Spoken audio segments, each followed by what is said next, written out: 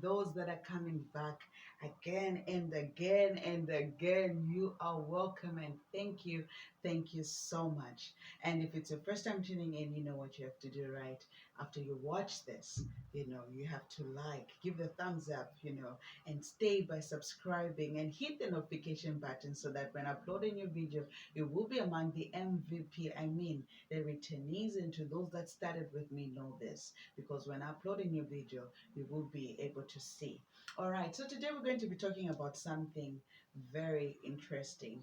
And for me, seriously, it's quite overwhelming because, a heart of a human being is just something else. And what am I talking about? Maybe I have to give you a question to say, have you ever experienced any xenophobic attacks or have you ever received any um, racism attacks or have you been affected by them? If you have, please do comment or show some love for those that have been experiencing this. But then the other thing that I want to tell you is that you are not alone.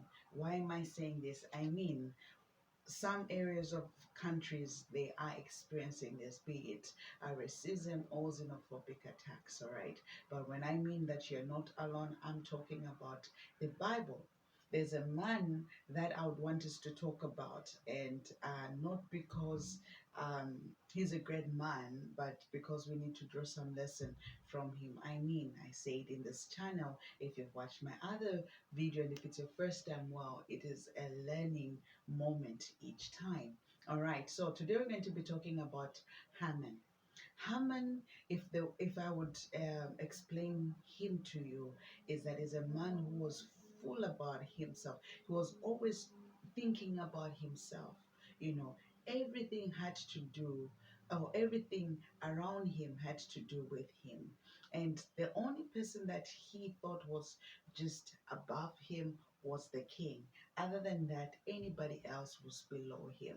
And we see in the book of Esther, right, where this man finds himself, interacting or, rubbing shoulders with the king. So now that he becomes next to the king, and when I mean next to the king, know that he was about to take his kingship, but to be like an advisor and all those things, where the king has to come to him and ask about his mind, like, what do you think about this? So he became more so like a favorite person to the king. How he did that? Well, being a devious man, I'm sure he had to do certain things to get there because it's just corrupt. But anyway, we're not going to talk about how he became close to the king, but I want to talk about the plot and the plotting and planning, of killing the Jews and talking about Mordecai and his people and his friends, all right? And when I say his people, because they're coming from the same country. So, the line of story that I'm looking at is when he goes into the market, and there's some places where you'll know that okay, there are certain kind of people who are found and nationality actually who are found in this place, even when it's a different setup of the country. Because I do not want to mention continents, I don't want to mention countries, right? And so because of that, he goes there because he wants to feel very important, and which I feel he was quite insecure, and he just wanted to show that this is how powerful he is. And when he walks, he wanted everybody to bow down to him like people would do to the king. But then we find this man as people are bowing down to him, and he was like, dude, you eat just like I do. You need food just like I do. You drink water just like I do. What is it that you want from me? You would want me to bow down to you? Do not be mistaken. I might bow down to the king, but the only person that I would truly bow down for is God, not you. But I mean, he didn't say those things. I'm just thinking these are the things that were going on into Mordecai's mind. And then we see Haman spot him as like, oh, so you're going to dare me as to when I'm telling everybody to bow down and you are not. Well, we'll see about that. And so he begins to plot because he had this hatred for the Jews. And I'm trying to think with what I've just read so far, like in his mind of the mishaps that they've had from Medo-Persia and everything, and the Jews are like, so he was like, okay, this is the time to pay back. So he hated them and he wanted them all out, and all out, not for them to say go back to your country, like xenophobic attacks that in this world that they have, but it was about clearing them out. In as much as even the xenophobics that happen now, it is to also clear other people, which is very unfair and not so good. It's just very evil. But anyway, so he begins to plot and plan against the Jews, and more especially for Mordecai, where he even builds this special, I don't know what they call it again, but where he wanted um, to hang him there. All right. And so then, as he's doing that, well, I just want to pause. There's so many people, if we want to relate that to now, other than just the xenophobic attacks, but just think about it. How many times have you been offended by somebody?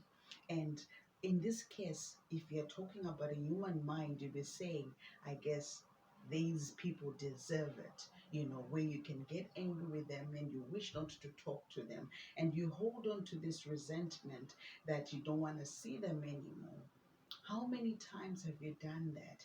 And if you know that sin is sin after all. So there's nothing that is greater than the other, because then we are all alike with Haman. Haman, with him, I would even say, well, he was actually true to his deeds and words, because he was like, I hate them and this is what I want to do for them. Unlike us people will be like, I hate you, but hey, how are you doing? With a smile and everything. And I feel like we are more dangerous than the ones that really states. This is why they were saying, um, an enemy that states and say that I hate you, they are better than an enemy that loves and eats with you, because those people are what dangerous. But as a child of God, are you supposed to be doing that? Are you supposed to be holding grudges? Are you supposed to be hating another race just because they are different from you?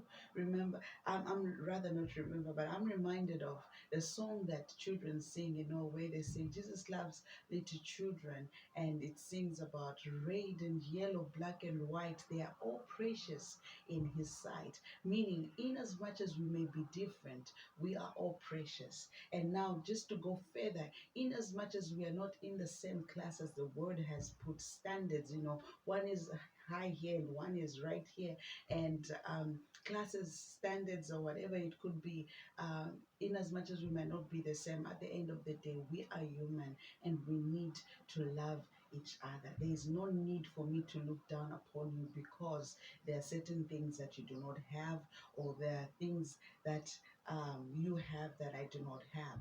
All right. And then, for these xenophobic attacks, if we look at in Haman's time and even the things that happen now, the people are being accused of taking people's jobs, taking people's lands, taking people's husbands and wives. And if you think about it, it's not like that.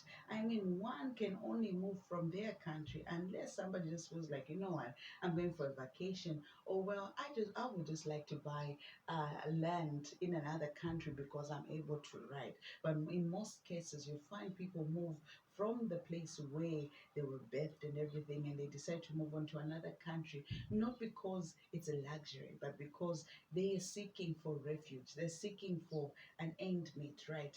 Or is it ends meet? Yeah, let's put it that way. So they're seeking for that. So uh, it is wrong for another person to come and, what, shush them or try to kick them out. I mean, because then they have found a place where they can find refuge. And in most cases, people that are coming from another country, they do not plan to stay in the country. They just want to work and try and build up something that they can have for a living as they go back home. And even if it were so that they want to stay, is there a problem? I mean, land is plenty for everybody. God did not say because you were born in a certain country and yet then you are meant to die in that country, or you are meant to suffer in that country. And then if you think that way, then you'll be thinking, what about those freedom fighters that were running to and from, and other countries were helping them? They never thought to say, oh well, that battle is yours, so hey, stay away from our country. But it wasn't like that, but well, pushing away from that. Why should one have such a mind? Why would one have such a heart to want to hate a fellow human being?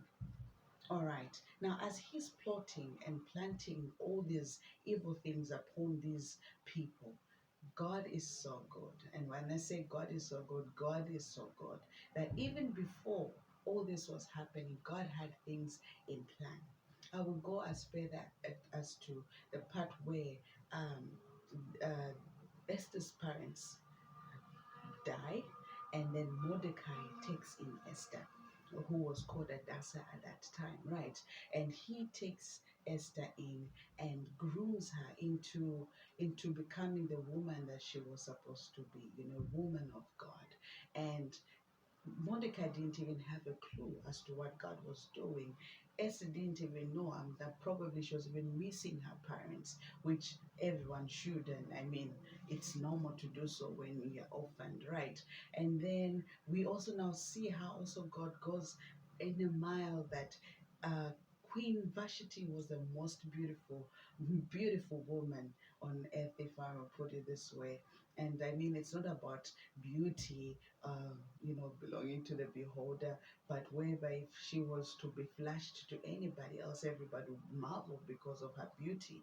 And because she knew so, and she became full of herself, that even when the king requested for her presence, she refused, and that she was meant to be kicked out. That rather she was kicked out of the palace, giving or leaving room for Esther to come in. If God is not good, what what what's there? Like, I don't even know what's the word to use. Like, if he's not good, if you don't see any good in this, then what is it that you want to see that God can do for you to show you that he is good?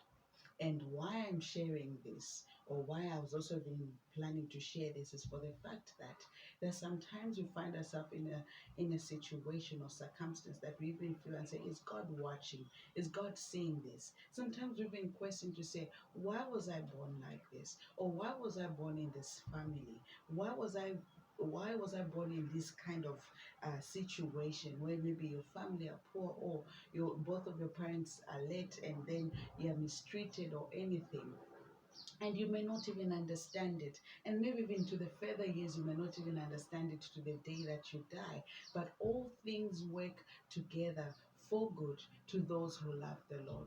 Yes, easier said than done, but when you understand that God is working in your favor, or God is working for your good in the midst of every chaos that you are going through, you will find inner peace, and you will be able to be thankful to God and forget about whatever problems are coming about. But just think about it. You are alive when others are fighting for their lives. You are alive when others, do not even know what they're supposed to do with their lives. Yet maybe you are working, but there's some situations that are not okay. Not belittling what other people are going through, but the thing is that you need to understand that God is good and all the time, because that is his nature. Your existence is not by surprise. Your existence is not meaningless. God knew, even depending on your birth.